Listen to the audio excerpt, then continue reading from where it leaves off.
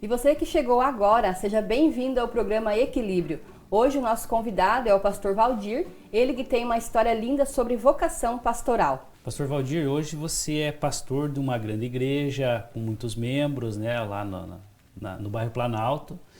Mas o início foi assim sempre? O senhor já começou com uma grande igreja ou teve um trilho até chegar aqui, ou teve uma caminhada até aqui? Na verdade, doutor Fábio, toda a construção, né, o velho ditado, você começa com tijolos, né? Um tijolo, dois, e você vai construindo uma grande construção. Assim é na vida nossa como pastor na igreja. Era um rebanho pequeno, a gente começou com 8 pessoas na igreja, né? Sim. E Deus foi acrescentando pessoas conforme o trabalho. Porque para a gente conseguir algumas coisas na vida, tem que haver um esforço, uma dedicação, você trabalhar em cima disso. Mas as almas pertencem ao Senhor, nós só pastoreamos esse rebanho que é do Deus Todo-Poderoso. Então, começamos com 8 e Deus foi acrescentando no dia a dia e a gente percebeu verdadeiramente, né, falando da vocação, e as coisas começaram a acontecer. Eu tive que deixar daí do meu trabalho secular, depois de uns anos, para pastorear o rebanho. Dentro até mesmo porque a igreja, eu divido ela em 2 situações. A igreja espiritual, vidas, pessoas que tem que ser apacentada, tratada, pastora Bia, e tem a igreja física, que faz parte disso também, né? Em todos esses anos, de 34 anos como pastor, muitas construções a gente fez, tem que fazer, porque é necessário o espaço físico para abrigar essas pessoas, até mesmo salas de aula para tratar. Na nossa igreja, a gente tem nos cultos, simultaneamente, 4 cultos, principalmente no domingo, né? Temos as pedagogas, as professoras que trabalham nas faixas etárias com as crianças, porque a Bíblia manda nós ensinar as crianças no caminho que devem andar, porque quando crescer não vão se desviar. Eu acho que o melhor legado que um pai, você que está me vendo, querido aí, você pai, você mãe, o melhor legado que você pode deixar para o seu filho é ensinar no caminho do Senhor essas crianças. Porque vão se tornar excelentes cidadãos, vão se tornar pessoas na sociedade, que vão ser o diferencial na sociedade, né? Vão ser grandes profissionais e vão ter o temor de Deus. Hoje nós entrando, doutor Fábio, em outra área, quantos adolescentes e quantos jovens que estão aí, os pais criaram com todo amor, com todo carinho, mas de repente se perderam na vida. Talvez por não ter um conhecimento das Escrituras, da Palavra de Deus, por não conhecer esse Deus maravilhoso que coloca um freio dentro de nós, né? Quando a gente então pastoreia um rebanho, e o rebanho foi crescendo. Durante esses anos ele foi crescendo. Hoje, graças a Deus, temos um excelente número de membros ali na igreja, mas o mais gratificante como pastor, aquilo que eu já falei num bloco anterior, onde Deus tem nos abençoado e as pessoas se dizendo que está dando certo a vida, hoje são felizes. Pessoas chegaram na igreja no fundo do poço, abatidos, tristes, cansados, desanimados, sofrendo, né? Alguns casais até se separando, porque não tinha mais solução para isso. E a palavra de Deus, porque Deus transforma, restaura, renova. Então, quando a gente vê essas pessoas restauradas, transformadas e abençoadas, isso é muito importante para nós e satisfaz. Justamente, isso que traz uma gratificação, né, pastor? Ele vê pessoas melhorando de vida através, né, da sua palavra como pastor, né, das suas visitas que o senhor faz, e isso é muito gratificante realmente. Então, assim, pastor, o senhor poderia dizer assim, qual que é a diferença de um pastor local e um pastor itinerante, ou se existe a possibilidade de fazer essas 2 coisas juntos?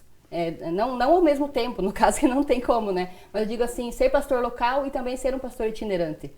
A verdade, Bia, eu sempre coloco assim, há dois modelos de pastor itinerante e o pastor local. Eu acho muito difícil exercer a pastoreio itinerante e o pastor local. Pode conciliar isso, alguém pode fazer, né? Por quê? Porque o pastor local a gente se envolve praticamente 24 horas por dia, né? A gente está ali de madrugada, recebe um telefone, Fábio, e a gente tem que atender, né? E as pessoas necessitam. Você está dormindo, às vezes, ali 1 hora, 2 horas da manhã, tem que acordar e ir lá na casa. Quantas vezes, né? Centenas de vezes já aconteceu isso. É no domingo, às vezes, ao meio-dia, é no sábado de noite, né? E a gente está ali apacentando. O pastor itinerante, Bia, esse pastor não tem um compromisso com aquela igreja. Porque ele viaja, pode viajar ao Brasil ou viajar ao mundo, ele vai lá ter um pastor local. Ele faz o trabalho, abençoa aquela igreja, mas ele não tem a consequência do dia a dia, de apacentar pessoas no emocional, e ele volta para a sua cidade ou para a sua igreja e está tudo certo. E o pastor local não, a gente está ali, inclusive tem que provar todo dia, né, que você é um escolhido de Deus, que você está ali cumprindo com uma missão. Pastor, com a sua decisão de ser pastor, né, o senhor achou a sua vocação pastoral, o senhor também influenciou muitas pessoas a esse ministério, a essa vocação. Quantos pastores o senhor conseguiu mandar para o campo? O senhor ungiu pastores lá, o senhor consegue se recordar desde quando o senhor assumiu, né, como pastor até o dia de hoje? Fábio, pela graça de Deus, hoje nós temos 16 pastores, né? Quando eu falo 16, é o esposo e a esposa, casais, que já estão no ministério, né? São nossos filhos, que estão gerando netos espirituais, a gente chama assim teologicamente, pela palavra do Deus Todo-Poderoso. Então, hoje eu me sinto realizado e sei que essa é a minha vocação, já, né? Confirmada por Deus e testificado no nosso coração. Mas tem muitas pessoas que às vezes confunde profissão com vocação, né? E é bem diferente, porque tem muita gente que tem a sua profissão, que já trocaram diversas profissões, até foram bem-sucedidos, né? Vivem, até ganham um bom dinheiro, mas lá no fundo dizem, mas não é isso mesmo que eu queria, eu quero algo. A vocação é algo que vai aos poucos crescendo no nosso coração e a pessoa se realiza naquilo. No outro lado também, na profissão, tem aqueles meninos que eles já nasce dizendo, pai, eu quero ser isso, um jogador de futebol, outro eu quero ser músico, eu quero ser um advogado, eu quero ser médico, né? E eles fazem a sua faculdade, se formam e se sentem realizados com aquilo, não querem mudar. Então também está inserida a vocação dentro da própria profissão. Pastor, qual que seria a maior dificuldade que um pastor local enfrenta, seja na sua vida pessoal ou até mesmo na igreja em si, né, com o povo ali da igreja? Bia, essa pergunta é excelente. Por quê? Porque você tem que provar todo dia que você é um homem de Deus. Verdade. E muita gente fica, será que eu estou sendo, digamos, bem avaliado? Eu não me preocupo com isso. Porque Jesus diz, pelo fruto você conhece a árvore. Se você fizer o teu trabalho com amor, com dedicação, mesmo, sempre vai ter na história da humanidade alguém que não vai gostar de você. Em todos os setores da sociedade. Até alguns por ignorância, outros por não entenderem esse chamado, né? Então, no dia a dia, a gente tem que provar verdadeiramente que você é pastor. E a gente vê também, às vezes, infelizmente, em todos os setores, em todas as profissões, sempre tem um escândalo aqui, outro escândalo ali, né?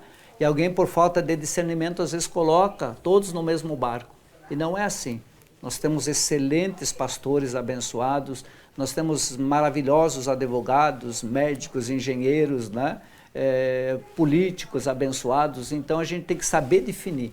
Isso com a experiência depois a gente passa por cima às vezes de crítica e tantas coisas, mas o importante é servir a Deus e deixar um legado e fazer a obra do Senhor. Justamente, não generalizar, né? Como o senhor falou, que existem as pessoas que fazem as coisas erradas e existem as pessoas que fazem as coisas certas. E muitas vezes existem também as pessoas que colocam todo mundo no mesmo pacote, né? E generalizam. Mas não é isso, né? Justamente, né? Como pastor, com certeza, o povo fica de olho, né? Se está fazendo algo errado e sempre vai haver um julgamento, querendo ou não, né? Mas isso faz parte até mesmo dessa vocação e de saber lidar com isso, né, pastor? É verdade, Bia. A gente jamais pode criticar uma pessoa só de ouvir falar, né? Hoje nós estamos na época da tecnologia, os fake news estão por aí. Então, querido, você que está vendo essa programação, é muito perigoso a gente julgar alguém sem conhecer, porque às vezes alguém fala da pessoa, fulano não presta, fulano não é uma pessoa boa, mas quando a gente conversa com essa pessoa e aí anda com ela, né, e a gauchada diz que é 1 quilo de sal que a gente tem que comer junto para entender essa pessoa, aí você vai descobrir, doutor Fábio, que essa pessoa é uma pessoa boa, sim, que não é aquilo que as pessoas falaram, né?